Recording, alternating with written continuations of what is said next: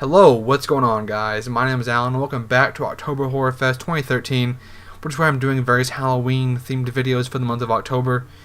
And today I'm bringing you guys a final edition of Reviewed for the month of October, talking about the 1987 film Hellraiser, directed by Clive Barker. And before I get to the review itself, I want to mention at the end of this video, there will be a little brief discussion about this October Horror Fest series in general. So please stick around for that. I would make another video for it, but I already have, I think, 5 videos, this week to upload and make in general, so I will not be able to do that. Of course, I want to keep it in the month of October because it's about the series, so whatever. But please stick around at the end of this video and leave your feedback, and that's pretty much it for that, so let's get on to the review. Now, Hellraiser is directed by Clive Barker, as I said, who also wrote the screenplay and wrote the original book called Hellbound Heart, which this film was adapted from. This is also his directorial debut as well, so I would say he's very invested in this film.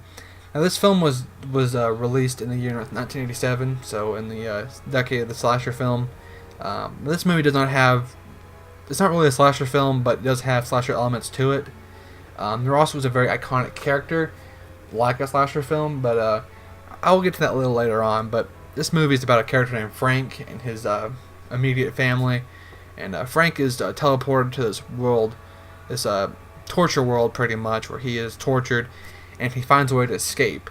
And how he escapes, I'm not really spoiling this, it happens very early on in the movie, but he, his brother, who moves into this house where he was teleported from to this torture world, he cuts his hand, and his brother's blood falls on this floor, and this blood kind of helps him come back to the mortal world, or Earth, I should say. Now, it's very interesting how you see his body kind of build back up. It's very gory and very disturbing, and that's kind of where this movie gets its horror elements from. And also, how he kind of gets back, because when he spawns back in, if you want to call it that, he's very weak. He's just pretty much a skeleton with some, tissue on his bones, but not very much at all. So he needs to have human sacrifices to regain his body matter. And as you see him throughout the film get more and more parts of his body back, it's equally more disturbing each time he does it. So I like that about this film for sure. Now, for the most part, I think the actors did a good job at portraying their characters correctly. Although I will say there are some cliches in there that are in pretty much every movie like this. You have a character played by Ashley Lawrence who plays Christy. Christy is the main protagonist. They really don't establish her as the main protagonist until much later in the film. But she plays a young adult she's the protagonist pretty much. And she's again very cliched, but it's almost like you kind of have to expect that, I think, because it's when you first see her, it's like, oh, well, that kind of character. But the acting, as I said, was pretty good in this film.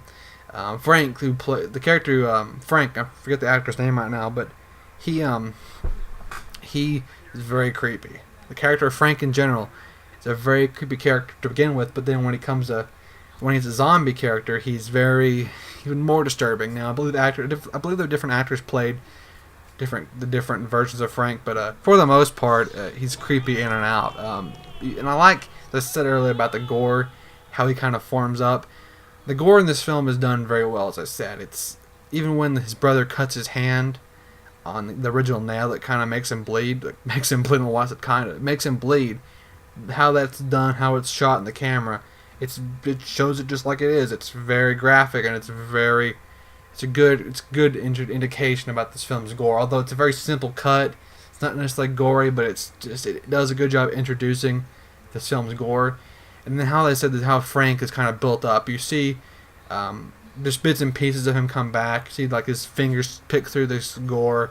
How he just the tissue kind of forms around his bones.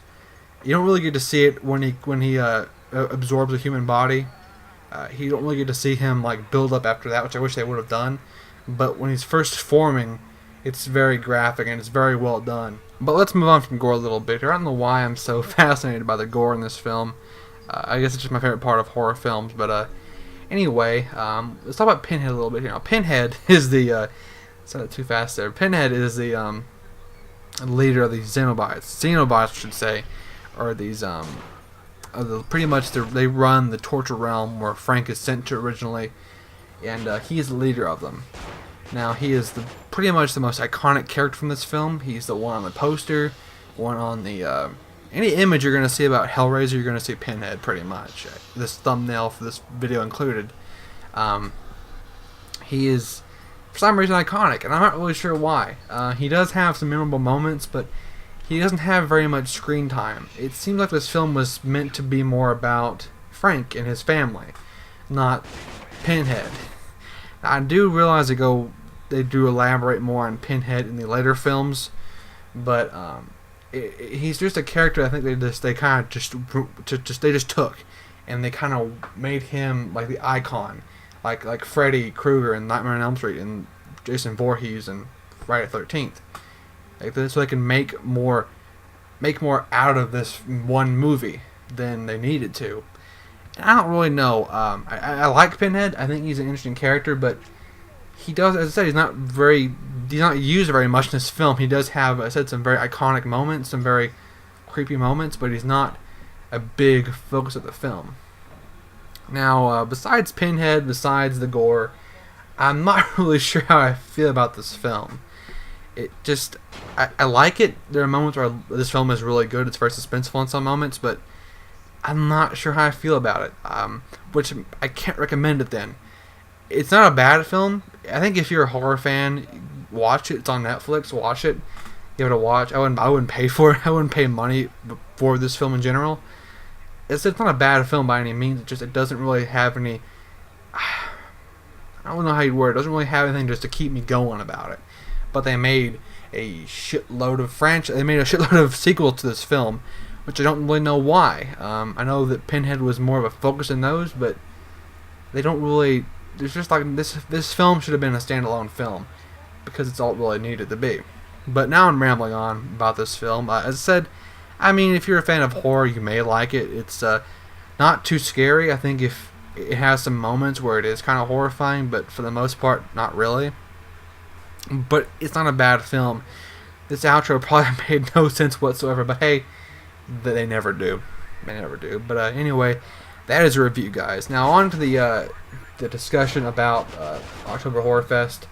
I want to know how you guys felt about it. Now, I enjoyed it. I liked doing it. I thought in some videos I made, though, that I was kind of like rushing it because I go through a lot of takes in my videos. Not just this video, but not just this series, but any video in general. I go into several takes of it, and it's kind of annoying when I fail so much. But I thought for the most part I had fun doing this, and I still have, the Life Lessons is still coming out for this, by the way, so I could save it for that video, but that's kind of the grand finale of this special event.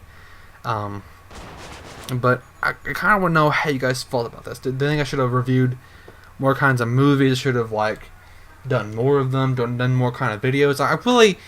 My complaint with it was I need to do more videos. I need to do not just review, not just Life Lessons. I need to do several different kinds of videos for it. But I really don't know of what. I really have no idea what kind of videos I can make besides Life Lessons and reviewed. I don't know. But I think next year when I do this, if I do it, I will branch off besides just doing horror films. There are plenty of movies that are out that are not horror, but they are definitely good movies to watch in the month of October. Like a good example would be Donnie Darko. It's definitely a eerie movie. Definitely has a definitely dark theme to it, and it's a movie that you could watch in October and be in that kind of spirit of Halloween. But it's not horror though. So I think next year when I do this, I will kind of make more. I won't just review horror. It'll be different kind of movies, which then I'll have to change the name of the series to something else. But that's a year from now. This year was an experiment. It's an experiment into what I can do with this this idea. I don't really know why I had a space out there. But that is a video, guys. I think I need to stop rambling on so much. This video is going to be 10 minutes long pretty soon. But anyway, leave your feedback on the review and the idea of October Horror Fest in general. And I will see you guys next time.